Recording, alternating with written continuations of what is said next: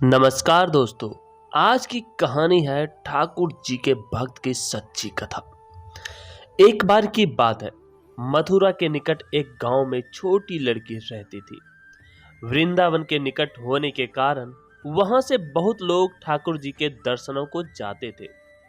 जब वो छोटी बच्ची 5 साल की हुई तो उसके घर वाले बांके बिहारी जी के दर्शन के लिए जा रहे थे।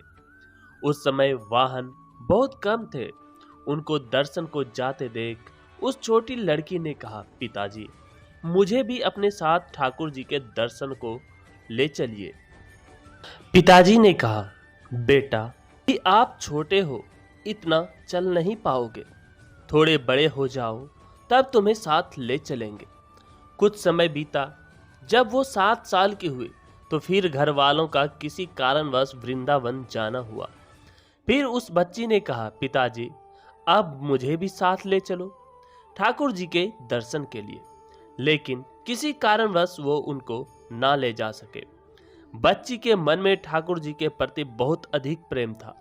वह बस उनका मन में चिंतन करती रहती थी और दुखी भी होती थी कि ठाकुर जी के दर्शन को ना जा सके।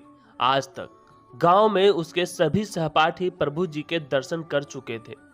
जब वो सब ठाकुर जी के मंदिर और उनके रूप का वर्णन करते तो इस बच्ची के मन में दर्शन की ललक और भी बढ़ जाती। समय अपने पंख लगा के बढ़ता गया। कई अवसर मिल जाने के बाद भी शायद उसके भाग्य में ठाकुर जी के दर्शन नहीं लिखे थे। जब वो 17 साल की हुई तो उसके पिताजी को उसके विवाह की चिंता हो गई। उसका विवाह तय हो गया।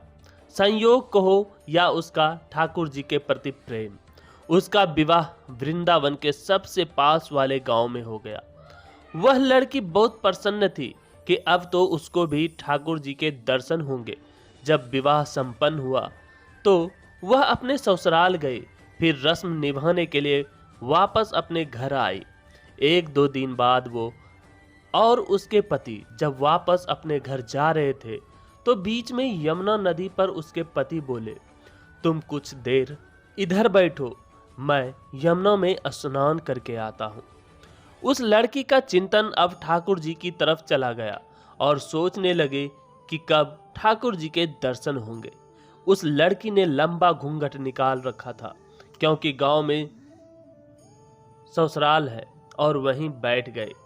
फिर वो मन ही मन विचार करने लगी, देखो ठाकुर जी कि कितनी कृपा है, उन्हें मैंने बचपन से दर्शन के लिए लालायित थी।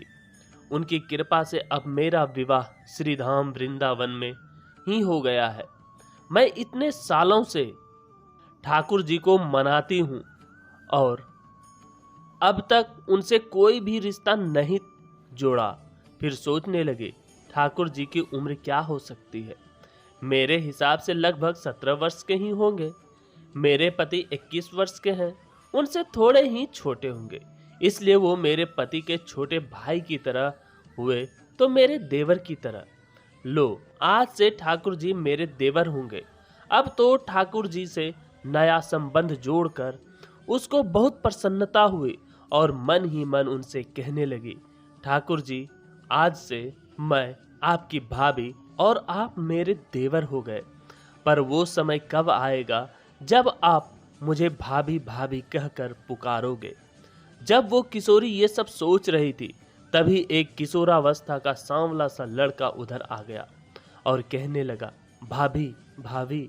लड़की अचानक अपने भाव से बाहर आई और सोचने लगी, वृंदावन में तो मैं नई हूँ, ये भाभी कहकर कौन बुला रहा है। अभी मैं नई थी इसलिए घूंघट उठाकर भी नहीं देखा कि गांव के किसी बड़े बूढ़े ने देख लिया तो बड़ी बदनामी होगी। जब वह बालक बार बार कहता पर वह उत्तर ही ना देती, बालक उसके और पास आया और कहा, भाभी, अपना चेहरा तो दिखाई दे। अब वह सोचने लगी, अरे ये बालक तो बहुत जिद कर रहा है। इसलिए उसने और कस के अपना घूंघट पकड़कर बैठ गए कि कहीं घूंघट उठाकर देख ना ले। भाभी, आपने ये पर्दा क्यों कर रखा है, हम तो आपके देवर हैं।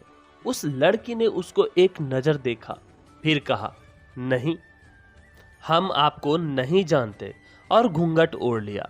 नहीं नहीं, हम आपको जानते हैं, आप उस गांव के हो ना, बस कुछ ही दूर में हमारा घर है। भाभी, अपना चेहरा तो दिखाओ। जब कह दिया ना, हम आपको नहीं जानते, इनको पता चल गया तो बहुत मार पड़ेगी। भाभी, आप नाराज हो रही हो।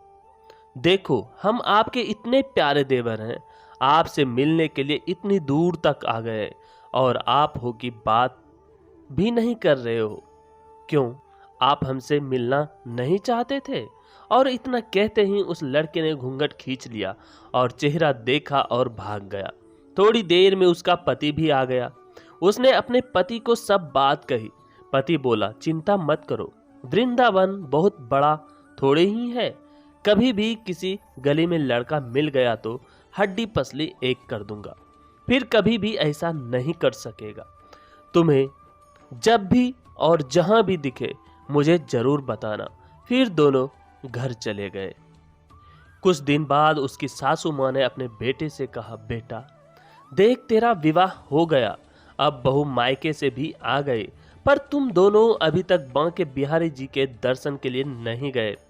कल तुम जाकर बहू को ठाकुर जी के दर्शन कराकर लाना। अगले दिन दोनों पति और पत्नी ठाकुर जी के दर्शन के लिए मंदिर जाते हैं। मंदिर में बहुत भीड़ थी। लड़का कहने लगा, देखो, तुम स्त्रियों के साथ आगे जाकर दर्शन करो, मैं आता हूं। जब वो आगे गई पर घूंघट नहीं उठाती। उसको डर लगता कोई बड़ा बूढ़ा देखेगा तो क्या कहेगा कि नई बहू घूंघट के बिना ही घूम रही है। बहुत देर हो गई तो पीछे से पति ने आकर कहा, अरे बावली, ठाकुर जी के सामने है, घूंघट क्यों नहीं खोले? घूंघट नहीं खोलोगी तो प्रभु जी के दर्शन कैसे करेगी? अब उसने अपना घूंघट उठाया और जो बांके बिहारी जी की ओर देखा तो बांके बिहारी जी की जगह वो ही बालक मुस्कुराता हुआ दिखा। तो वह चिल्लाने लगे, सुनिए, ओ जी, जल्दी आओ, जल्दी आओ। पति जल्दी से भागा भागा आया और बोला, क्या हुआ?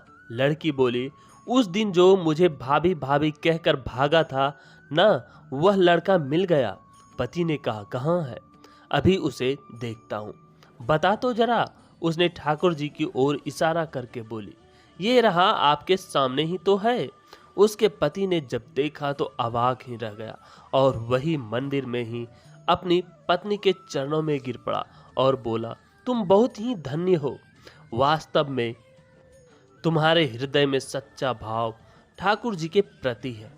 हम इतने वर्षों से वृंदावन में हैं, पर आज तक हमें उनके दर्शन नहीं हुए, और तेरा भाव इतना उच्च है कि ठाकुर जी ने तुझे दर्शन दे दिए। दोस्तों, भगवान की भक्ति सच्चे हृदय से की जाए तो भगवान सदैव अपने भक्तों के बुलाने पर दौड़े चले आते हैं। जय श्री कृष्णा दोस्तों, राधे राधे।